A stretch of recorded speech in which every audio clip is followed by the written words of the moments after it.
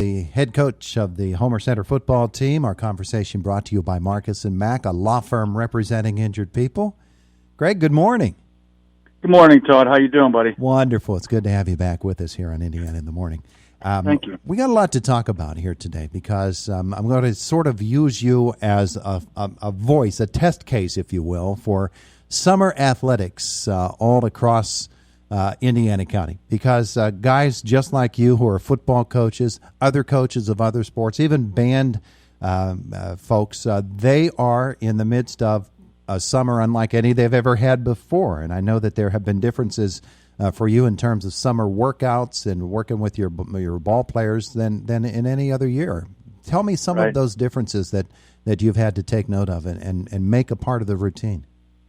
Well, obviously, Todd, with the pandemic, the way it's been since mid-spring, guidelines have come down, and we weren't allowed to do what we wanted to do early on near the end of the school year, beginning of June, and we completely understood all that.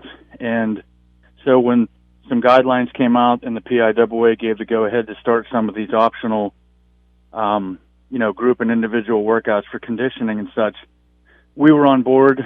Our board and administration worked really well, really hard to get a plan back together for that part of it, which would take us through the bulk of the summer. So, we've tried to keep it normal for the kids as far as our schedule of how we've done things in the past over the summer, the days of the week and the things that we're doing. But during all of that, obviously, with what's been going on, there've had to be some changes. So things like the mask, of course, which became mandatory and even more prevalent at the beginning of July. That's something we've really stressed to our kids as they walk in to, I don't want to say our facility because we're really not indoors much at all, but as they approach people coming out of their vehicles, to have it on and always have it at the ready, down below their chin, that sort of thing. Just trying to keep that distance as far as when they're not actively engaged in a part of a drill or the workout, and sanitizing and cleaning things. And we've had our maintenance crew with Mr. Sutter we had a meeting with all the coaches, and he set us up with where things would be located that we could, disinfect or wipe down, things like that with the football. So it's that part of it's been a change, but honestly, to me, and I know our coaches have, gotten used to it as well with that and all the temperature checks that you make and the symptom checks that you make at the beginning of each workout. We're not bothered by it because we wanted to get back out there and try to do something positive with the kids. Yeah, the kids themselves, they have been sort of chomping at the bit since February to get back out there and to do things. But some things, especially with high school athletes, they're force of habit things, and they're like getting a simple slug of water from the water bottle. Things like that have to change, and we might not think of them because they just are part of the routine, but the routine has to change. Yeah, that's another big part of it. We've certainly done that. We're obviously the first time they came in to work out with us this summer, I sent them something that had some bullet points about everything they needed to bring and how we needed to approach it. Their own hydration is one thing that's a major thing. That's an area where you can keep people away from each other and not spread the germs, that sort of thing. And, we've been fortunate. We've had parents and we've had some businesses and places like the American Legion donating cases of water and in some cases Gatorade, and we have that. We have a refrigerator up near our equipment garage, and we shove that in there, and we have that as something the kids can go to and get for their own. And then when they come in, and I know they get tired of me saying it, but we're going to continue to say it, put your stuff down away from other people, find a spot. That's your station. You have your water, you have your mask, hand sanitizer, that sort of thing. I was reading about the Pirates and the Brewers around the batting cage, and they were hugging and they were shaking hands just like old times yesterday because they simply forgot. And it's difficult, especially at first when you're back together for the first time, and kids want to hang out together.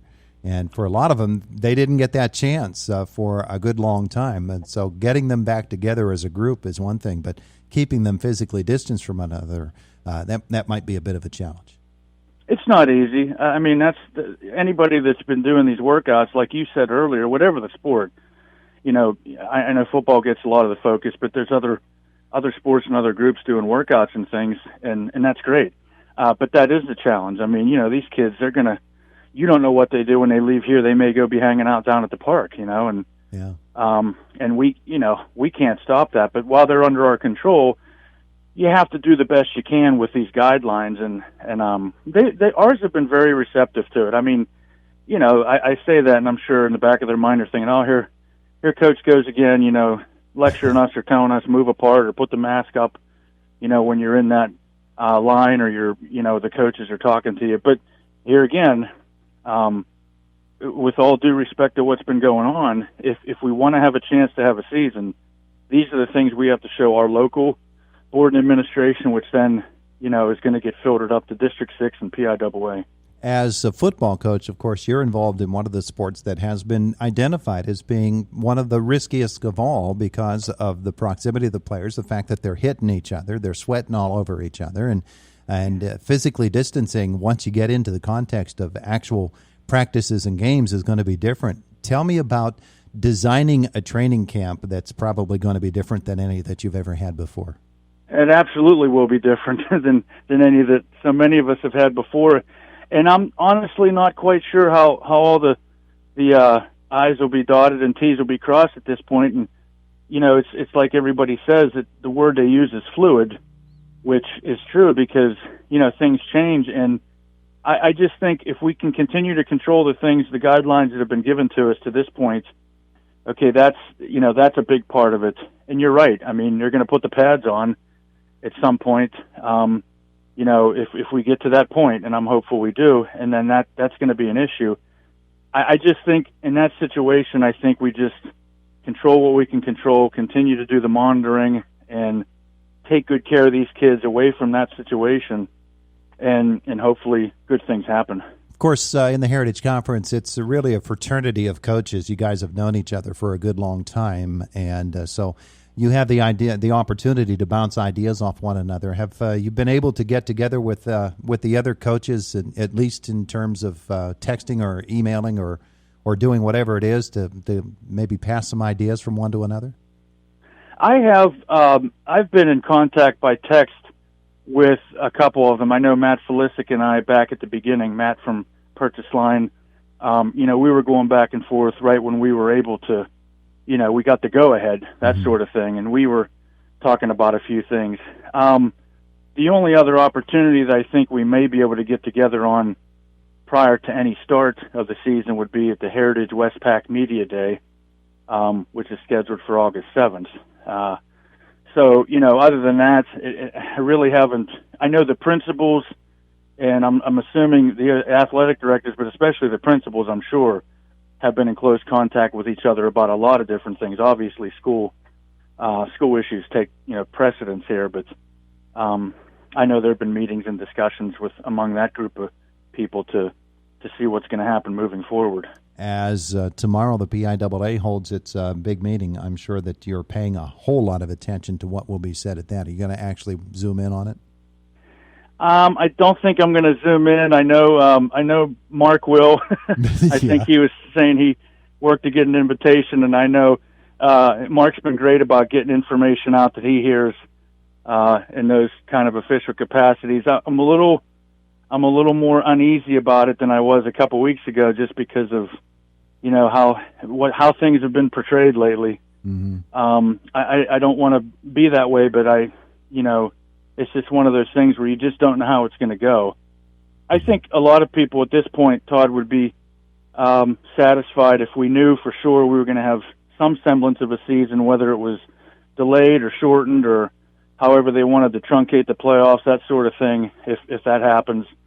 So I'm a little bit nervous.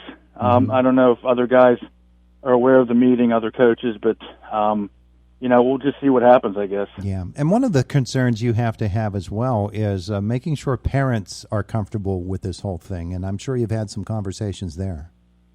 Yeah, it's been more one-on-one with some parent conversations and things like that. And when we met as coaches, we were instructed to go ahead and that first day before we did anything to meet with our kids, and we offered up a hard copy of the the school resocialization plan, as it's called, and it's been put on the website as it's supposed to be by PIAA orders. And then it just comes down to, a lot of times it's individual questions that a parent or family may have. Mm-hmm. By and large, though, I think our parents are happy that the kids are able to get back and resume some activities. Yeah, I would guess. And coaches have to be a part of this mix as well. Every coach has his or her own health issues that they have to consider as they decide whether or not they're going to participate this year. And I know that you have to deal with those concerns as well. In some sports, you can... a coach can say to an athlete, for instance, in the cross country, you want to be physically distanced, go win the race and get away from everybody else. But it's just not the same in every sport. Yeah, and it's true. I hadn't really thought much about, I guess the coaching part of it. I mean, we got a great veteran staff. I mean, you guys know that. I've said that many times, and it's pretty much the same guys coming back. But we have, there's a wide variety of our ages there. I know you think I'm the oldest, Todd, but I'm not. We got a couple guys older. But well, there's chronological age, and then there's something else. That's right. Yeah, I think I'm feeling the something else part of it. But yeah, I mean, our guys have been on board. They're there early too, and we have our morning stuff and then our under the lights to help with the temperature checks and the symptoms and document and everything. I mean, they've just jumped in and haven't missed a beat, and that's a great thing, because I think they want to be around it too. But everybody has to take, in that situation, everybody has to take their own inventory of how things are going for themselves, especially the guys that get up there in age, because they're in a different bracket with this thing.